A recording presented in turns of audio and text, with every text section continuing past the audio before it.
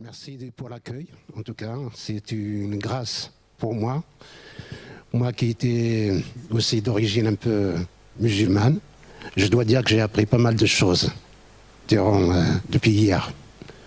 C'était une bonne chose de se retrouver pour partager, pour témoigner de ce que le Seigneur fait. Une chose merveilleuse, c'est de voir qu'on ne peut pas venir de tous les côtés, de tous aux origines, mais on peut se voir comme frères et sœurs. On fait partie de la famille de Dieu. Amen. Le Seigneur est bon. Voilà, moi je m'appelle Idir Benasroun.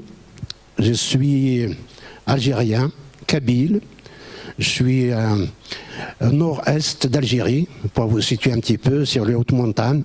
Beaucoup de villages qui sont perchés sur les sommets de ces montagnes. Et je suis dans une région où il y avait 14 villages. Et bien sûr, l'islam était bien implanté là, dans toutes les familles, y compris mes parents. J'ai grandi dans ce milieu. Mes parents ne parlaient pas un mot arabe. Et moi d'ailleurs, j'ai appris l'arabe en France. Pour vous surprendre, j'ai appris ici en France. Ma mère, il a appris à citer quelques mots des sourates du Coran. C'est ça sa prière qu'il recite chaque jour.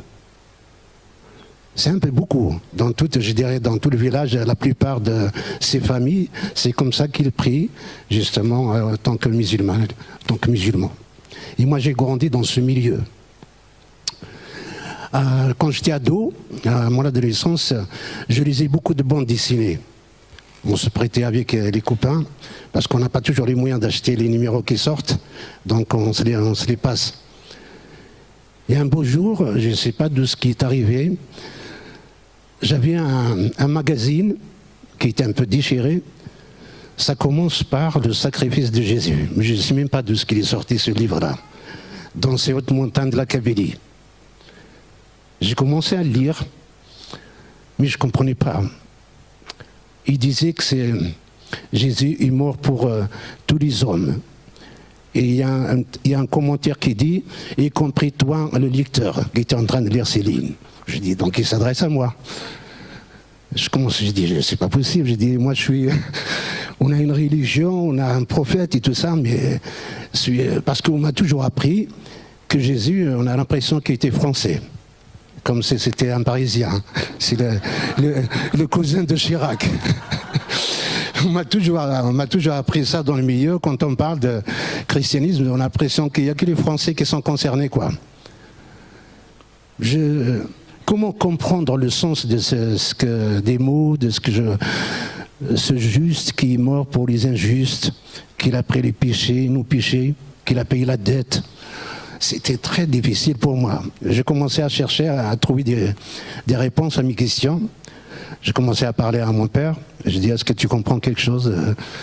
Il dit, non, mais ça ne nous concerne pas, c'est pas à nous ça, laisse tomber. Ma mère, elle ne sait pas lire, j'ai essayé de lui parler. Elle a dit, moi je ne comprends pas non plus. Ce que ça veut dire, c'est pas moi qui va t'aider. Alors j'étais voir l'imam du village. Je dis, celui-là, c'est sûr que j'aurai toutes les réponses à mes questions. J'arrive avec mon magazine, je dis voilà, ce que je viens de lire et tout ça, qu'est-ce que vous en pensez vous? Comment est-ce que je peux comprendre ces mots, ces paroles?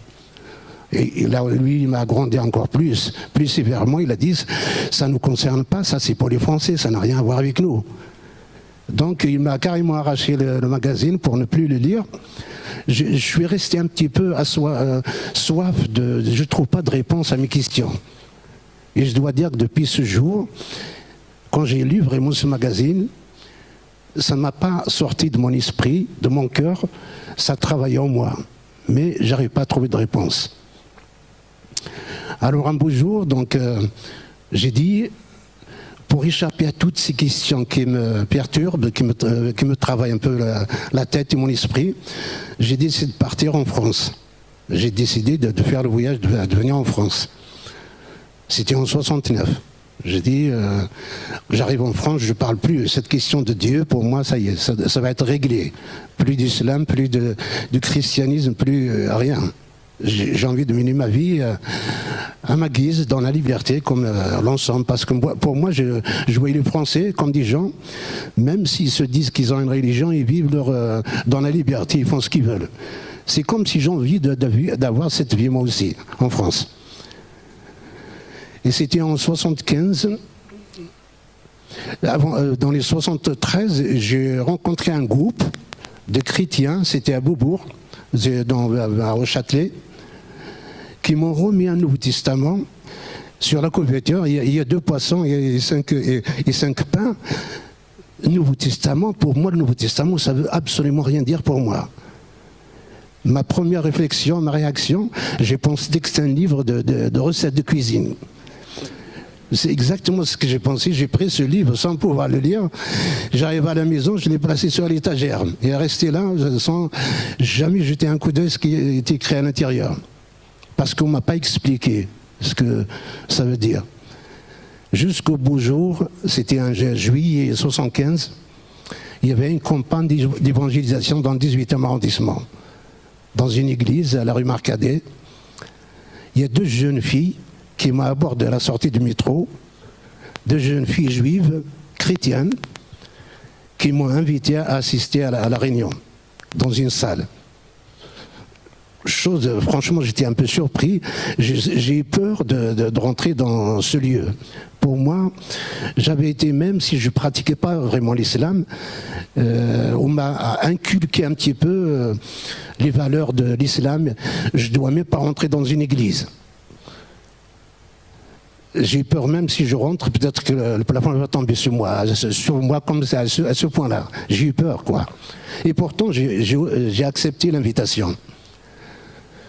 J'étais vraiment surpris par l'accueil chaleureux des personnes qui me regardent non comme un étranger, mais comme si je fais partie des leurs, comme un frère.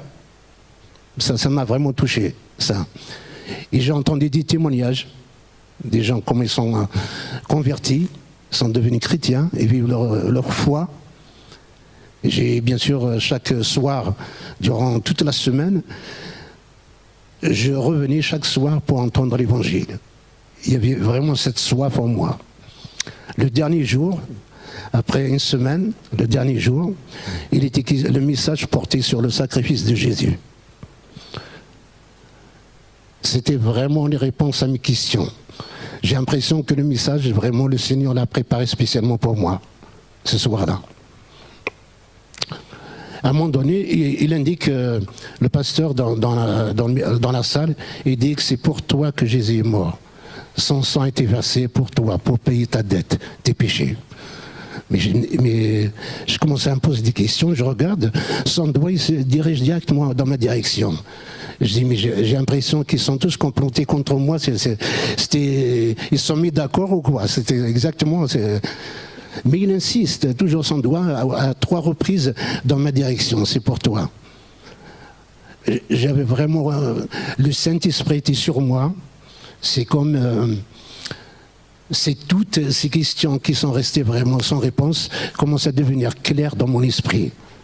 J'ai compris que Jésus est mort, il est venu pour mourir à ma place. Il a pris mes péchés.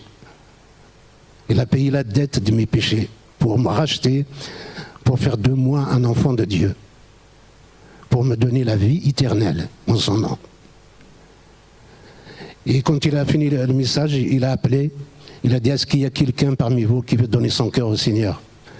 J'étais la première, pourtant j'étais timide au point où à la maison, quand on reçoit des invités, moi je prends la fuite, je ne veux pas avoir des étrangers à la maison.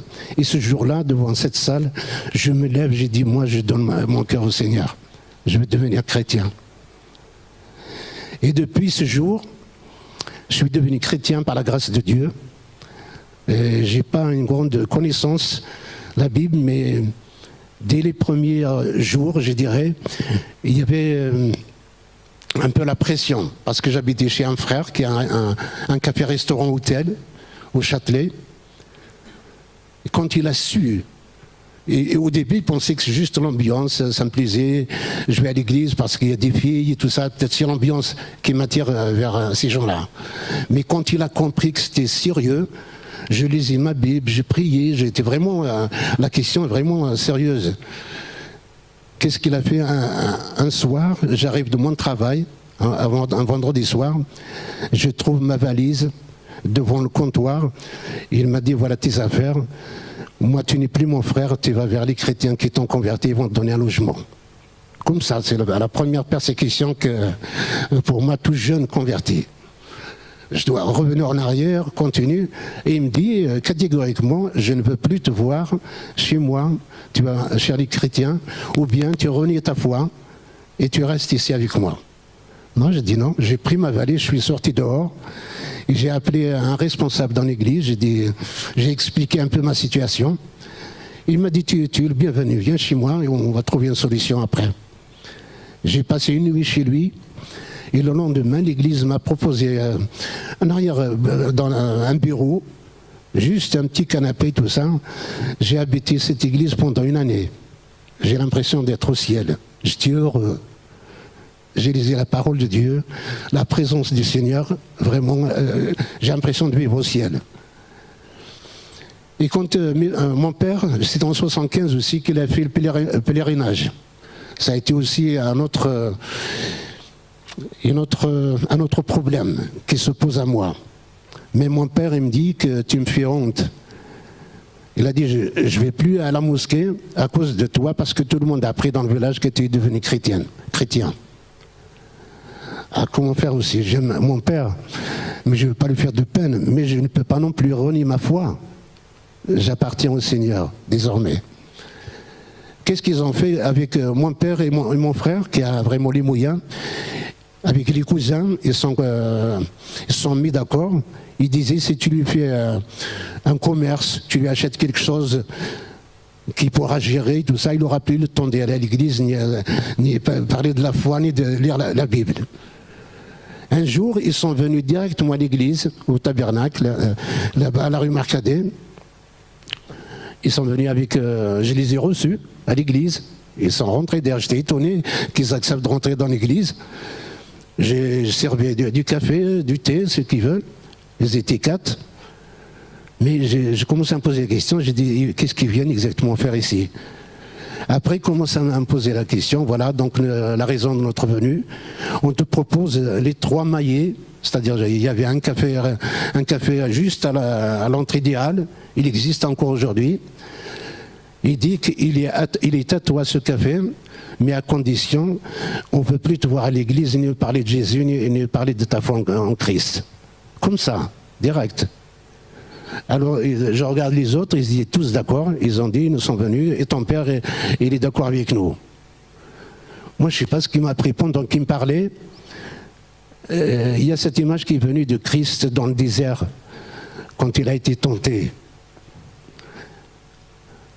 Moi, la réponse que j'ai pu donner vraiment par le Saint-Esprit qui m'a été donné, qui m'a été poussé à dire, j'ai dit, je préfère être sous une tente dans le désert, sans rien, que d'avoir toutes ces richesses que tu me proposes. Je dis, ma foi au Seigneur, c'était à jamais. Je lui appartiens, j'ai donné ma vie au Seigneur. C'est pas avec un bien matériel que tu pourras me racheter, ni me refaire revenir de ma décision. Et donc, ils sont partis, ils ont dit qu'à partir de ce jour, ne sont plus tes cousins, ni ton oncle, ni ton frère, ton père non plus, il ne veut plus de toi. Ça a été vraiment brutal comme situation. Mais le Seigneur est bon. Je dirais que peut-être on peut perdre un cousin, on peut perdre un frère dans la chair, mais le Seigneur nous donne plus qu'on peut perdre avant. J'ai trouvé une famille dans l'église, j'ai trouvé beaucoup de frères et sœurs qui m'aiment, qui m'entourent, qui m'ont encouragé à aller de l'avant. Et je priais le Seigneur qu'il puisse vraiment me donner aussi la force de pouvoir apporter l'évangile à mes compatriotes, aux Kabyles, à tous dans le village. Et la première année, justement, en 1976, je suis parti en Algérie. J'ai envie de partager ma joie, ma foi, avec tous ces anciens copains d'école et tout ça, mais à chaque fois j'ai l'impression d'avoir un mur devant moi. Mais ils ont dit, t'es fou, d'où ce que tu sors toutes ces idées-là? On n'a rien à voir avec ça. Ça a été vraiment un mur partout. C'était vraiment très dur. Mais je n'étais pas aussi prêt vraiment pour essayer d'annoncer l'évangile à cette époque-là. Après, dans les années 80, j'ai rencontré plusieurs personnes et tout ça. Vraiment, c'était à Alger aussi. Il y a un groupe que Guy connaît, là, Rahima et tout ça. Donc il y a beaucoup de frères qui se lèvent et tout ça.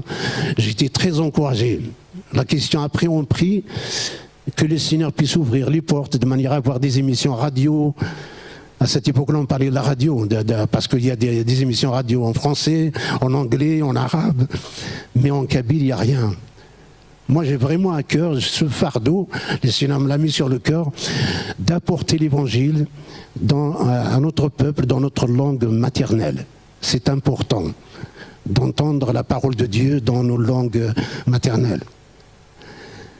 Et jusqu'en 88, nous avons créé une association, qui s'appelle ACEB, Association chrétienne d'expression berbère. Dès la première année, en 89, nous avons fait le doublage du film Jésus de Nazareth en kabyle. Et nous avons aussi traduit l'évangile de Luc en kabyle et nous l'avons enregistré sur cassette pour ceux qui ne savent pas lire. Ce n'était pas toujours évident parce qu'au début, il y a beaucoup qui ne savent pas lire le kabyle. Ça a été vraiment une bénédiction. La cassette de ce film, même dans les marchés à Saint-Denis, à Montreuil, il a été piraté. Au point, un jour, il y a des gens qui viennent nous voir au bureau, ils ont dit, mais on est piraté. Il y a la cassette de Jésus, il a été en train d'être vendu dans les marchés par des musulmans. C'est des musulmans, pour eux, c'est le profit juste pour avoir de quoi gagner de l'argent. Il faut les arrêter. Non, j'ai dit non, au contraire. Moi, je pense qu'ils font notre travail. On n'est pas assez nombreux pour faire le travail. C'est pas grave qu'ils gagnent un petit peu d'argent, mais au moins notre intérêt, c'est que la parole de Dieu soit diffusée, propagée et connue par tous, quoi. Et cette cassette, jusqu'à ce jour, il a encore, même par les intégristes, les islamistes, et par curiosité, ils aiment bien regarder. Ils l'ont chez eux. Et en 90, Dieu a ouvert les portes, enfin, pour avoir une demi-heure par jour de radio à RMC. Je me suis engagé, j'ai pris l'engagement, d'ailleurs même mon patron qui était juif algérien, avec qui j'ai beaucoup d'amitié, on se comprend bien, quand j'ai annoncé ma démission, pour aller travailler et gagner 3 fois moins ce que j'ai gagné, il m'a dit, tu es fou, aucun homme, tout le monde cherche à gagner plus et toi, tu cherches à gagner moins. Je dis non, mais pour moi, le peu que je peux avoir dans l'engagement au ministère pour annoncer l'évangile, pour moi représente plus que tout le bien matériel, tout ce qu'on peut avoir comme argent. Et on était 2, il y avait un autre frère qui se joint à moi, qui s'appelle Abdenour. On a annoncé l'évangile pendant 14 ans, une demi-heure par jour. Ça a été vraiment une bénédiction pour notre pays, pour notre peuple, où les gens, vraiment, ils sont fidèlement à l'écoute chaque jour pour entendre l'évangile. On a semé la parole de Dieu. La parole de Dieu est vivante. Et tombe dans les cœurs qui ont soif et faim de connaître le vrai Dieu, le Dieu vivant. Et en 99, Dieu ouvre encore une autre porte. Cette fois, c'est pour parler à la télévision, avoir des programmes de télévision. Déjà, dans les années 90, comme vous savez, en Algérie, il y a un bouleversement, il y avait ce problème du parti du fils, des islamistes qui ils voulaient prendre le pouvoir, il y avait vraiment beaucoup de sang coulé en Algérie. Mais moi, c'est-à-dire, nous, à la radio, on a reçu beaucoup de courriers, de menaces d'arrêter de prêcher l'évangile. Mais Dieu nous a vraiment fortifiés et encouragés à aller de l'avant. Parce que c'est Dieu qui nous a appelés au ministère. Il est capable de subvenir à nos besoins et sa protection aussi est toujours sur nous et sur nos familles. Et en 99, comme je vous disais, que maintenant il s'agit d'annoncer l'évangile à visage découvert à la télévision, donc on ne peut pas cacher le visage. Qui va le faire ? Je dois dire qu'il y a beaucoup qui sont très qualifiés pour moi au niveau théologique pour parler, mais il y a certains qui ont peur aussi de s'exposer. Moi, j'ai reçu la paix dans mon cœur que le Seigneur m'appelle au ministère. Je me suis engagé, j'étais le premier à faire des programmes télévision à visage découvert. Et Dieu m'a protégé jusqu'à ce jour, malgré la pression, malgré il y a certains qui m'ont insulté.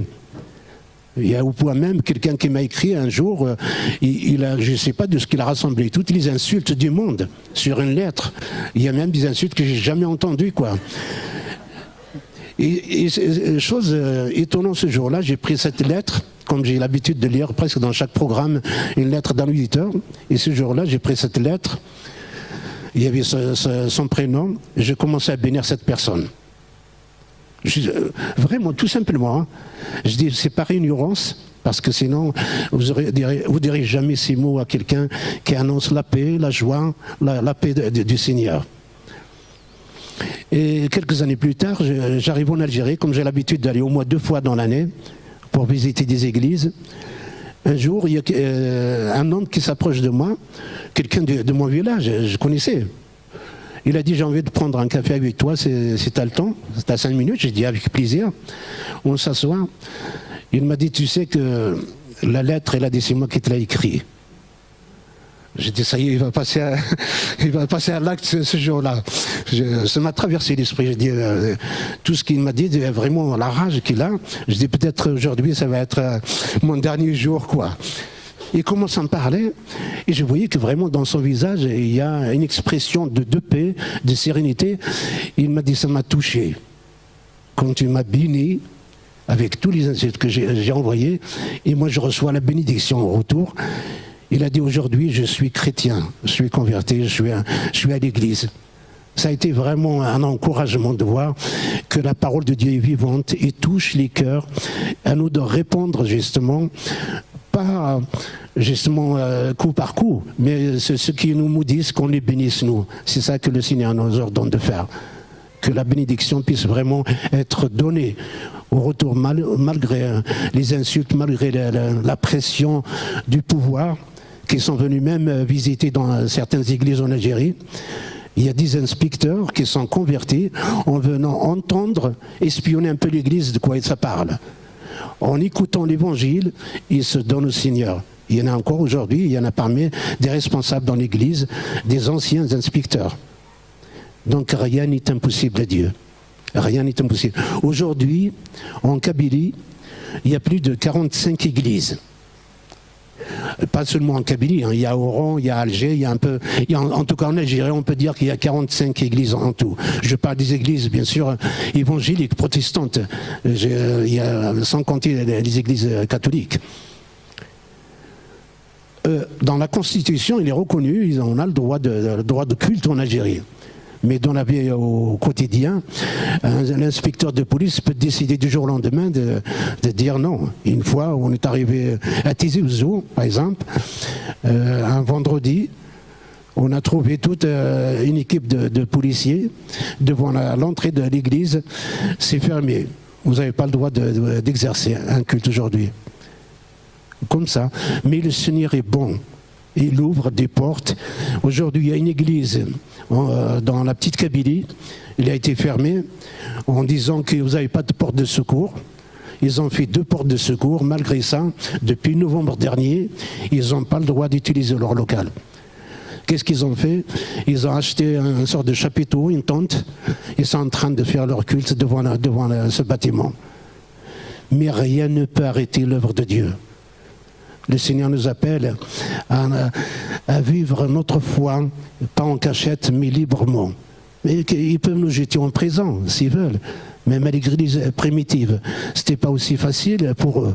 Ils ont souffert. Ils étaient vraiment persécutés.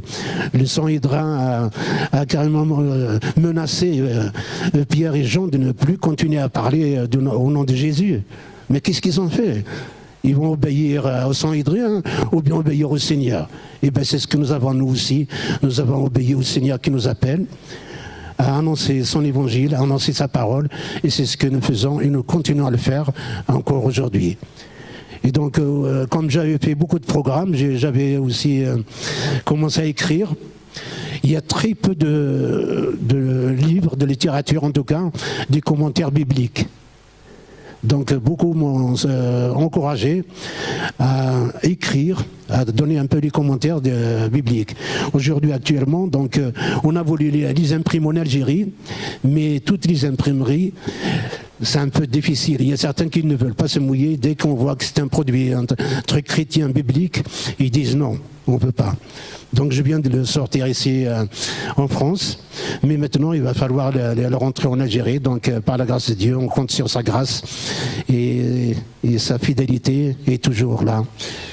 Voilà, donc je peux vous libérer le temps. Je pense qu'on a encore un petit peu trop avancé. En tout cas, si vous avez des questions, je suis prêt à répondre. Sinon, il me reste qu'à vous bénir au nom du Seigneur. Et que vraiment chacun puisse recevoir la bénédiction de Dieu et être encouragé dans sa foi et dans son ministère. Amen.